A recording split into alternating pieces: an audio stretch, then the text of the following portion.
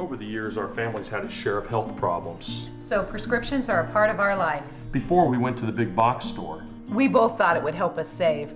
But with the long lines and impersonal service, filling prescriptions became a chore. That's when a friend recommended D&H. Now Tristan knows our prescriptions. Brenda always helps us find the right vitamins. And after Dad's fall, Monica's been a real expert with all our home medical needs. All without the lines. Trust and service. That's our D&H.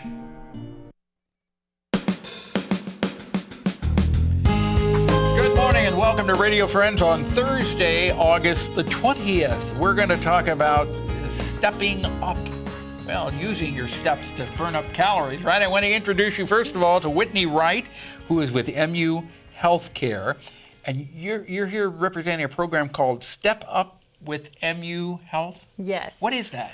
We are part of the MU Health System, and we are launching a community step challenge called Step Up with MU Healthcare. And it's a 11-week program, and each week we will increase the steps required per day. So starting week 1, it's 5,000 steps, and then it'll go up to 6,000 steps per day in week 2, up to 15,000 steps by the end of the 11 weeks. Okay, so 5,000 steps. Mm-hmm. How is that a mile? Is that a half a mile? 2,000 to 2,500 steps is a mile, depending upon the person's stride. So the daily average recommended is 10,000 steps per day, but the average that the average U.S. citizen gets is about 5,000 steps per day. So an average citizen walks about 2 miles a day, and that is just in going from walking in your house, walking up and down steps.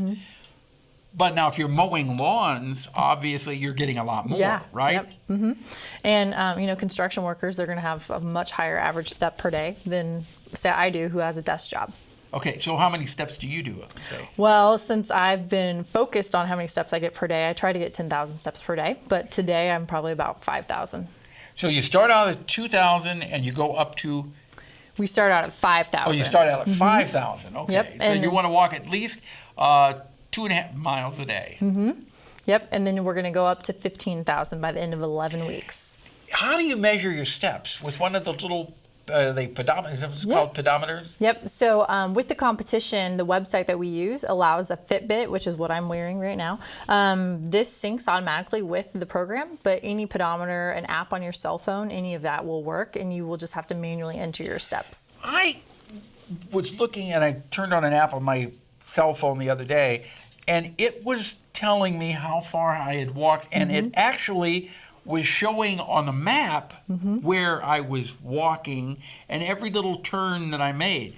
How accurate is that as far as the distance that you cover? Do not know. I do not know on a cell phone app. Because it's doing it by GPS.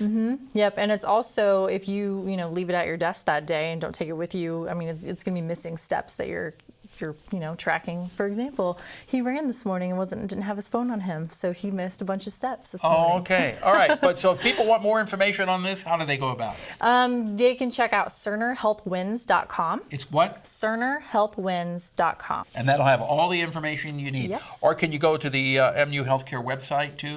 Yeah, we will have a link on there, and it will be it'll say Step Up with MU Health, and you'll just click on that link, and that will direct you right to the site. Okay, Whitney Wright, thank you so much for coming by. Pleasure having you here. Thank you. So get it up to 10,000 steps a day. Yes. All right.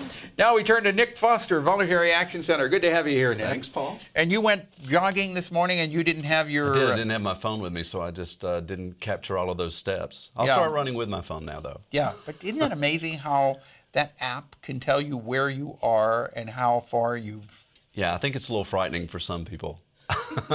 It's a little frightening for me. But anyway, Nick is Voluntary Action Center, and here we are. We're still in summer, and I like to still think of August as midsummer. Oh, yeah. It's hot. But you're talking about Christmas. We are. Yeah, our holiday program gets cranked up very, very soon, beginning in September. So for a lot of people in our community, they know about the holiday program. They love sponsoring families at Christmas. And sometimes they start calling us pretty early in the fall asking, when can I sign up? Well, we start pretty early now. We start on September the 1st, as a matter of fact. Okay, why don't you explain for somebody may not be familiar what the holiday program is, Sure. what it is. Well, basically, sponsors provide gifts and food for the residences that sign up with us. So our clients come in, They'll start doing that on September the 9th.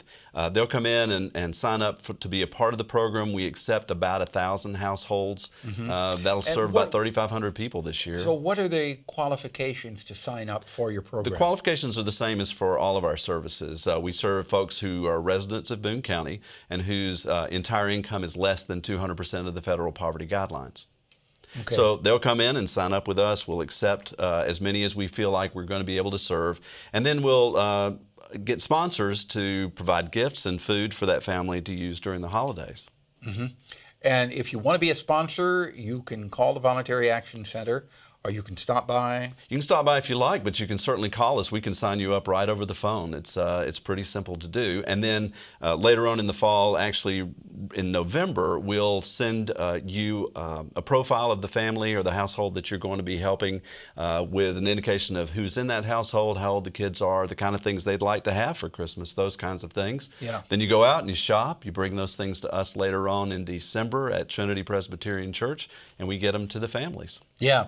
And the thing is, you send a big list, but you don't have to fill every gift that's on that list. No, there's no expectation that you get everything that's on the list. In fact, we have sort of some minimum requests that we make that you do for every child in the household, but it's up to you to decide what you want. So you have an opportunity to choose from a lot of things that are on that list and choose something that, kind of strikes your fancy to provide for that child. What I find really hard to believe, that this is August 20th and we're talking about Christmas already. I know, but we have to work really far ahead to get ready. It's a huge program. I mean, if you're serving over 1,000 residences and you're providing for over 3,500 people, it takes a while to get it together. And you had your Christmas in July program last month. Right, so Santa showed up for us in July. He I don't came know and how you had do gifts that for all the either, where kids. you get Santa Claus down here in the middle. We have a special connection, Paul. Okay. Yeah. Is there anything else? We got about 30 seconds left. Yeah. Anything else you want to mention? Yeah, absolutely. We can use volunteers for the holiday program beginning on September the 9th and going through October the 14th. That's a really fun opportunity to volunteer because our clients come in, we interview them, and then we pass them on to our volunteers. You get to take down the wish list with those clients and talk about their families and what their expectations are for the holidays. So that's and all that what kind you're of looking thing. for volunteers to help out right now. Right. We'll sign you up right now for that. And then, of course, the first 2 weeks in December, we'll be looking for a whole lot more volunteers to help with that collection and distribution. Yeah, at the church. At the church, and that's right. that's a really upbeat feeling being over there. It is, but with all the because gifts, you come. all the gifts coming in and people are there. It's a very festive feeling. It is. It's a All lot right, of fun. Nick Foster, Voluntary Action Center. Give them the phone number to call. 874-2273. Check out our website, vacmo.org. Got it. Tomorrow we're going to talk about Meals on Wheels. Our program directed by Travis McMillen, Reynolds Journalism Institute. Audio is Pat Akers from KBIA. Our floor director is Lowell Thomas. And our assistant producer and guest coordinator, Uncle James Mouse. Drop me an email, something you'd like to hear or see, pepperp@missouri.edu.